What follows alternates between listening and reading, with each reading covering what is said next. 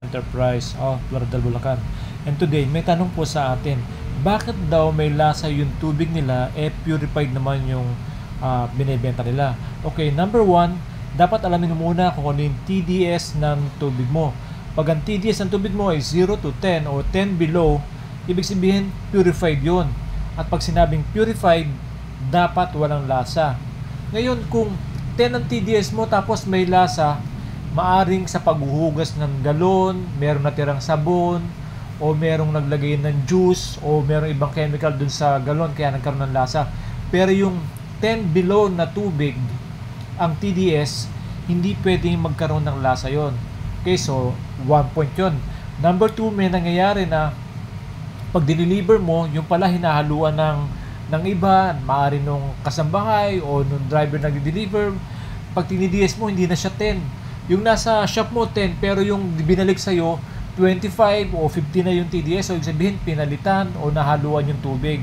So yun lang ang maaring dahilan kung bakit may lasa. At saka kung 100 yung deliver mo tapos isa o dalawa lang yung may lasa, magtaka ka na. Okay?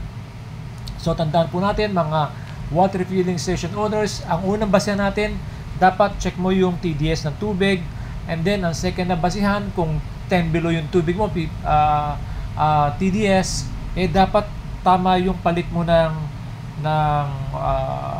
polishing carbon para medyo tumamis yung tubig mo.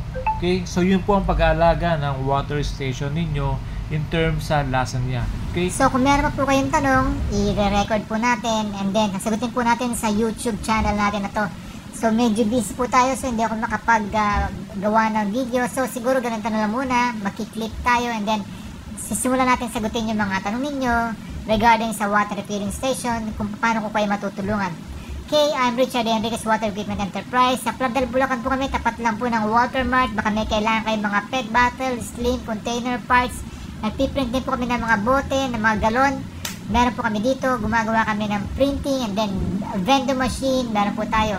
Plus, Murang meron po water kami station, branch nakamura ka nga ba? Watch this. Yung wife ko po nagmamanage nun, kompleto rin po Hi, yung I'm mga Richard parts Enriquez nila. from Enriquez Water Maraming Equipment salamat po. Enterprise of Please Lauderdale, do Bulacan. like, And today, share, ang topic ko is, and murang follow water us. station, And nakamura yun na ka po. nga ba? God bless. Okay, so, At kaya po bibili ka ng nasasabi water ko, station. think So, to improve merong yourself. 300 plus, Think to merong improve your 400, life.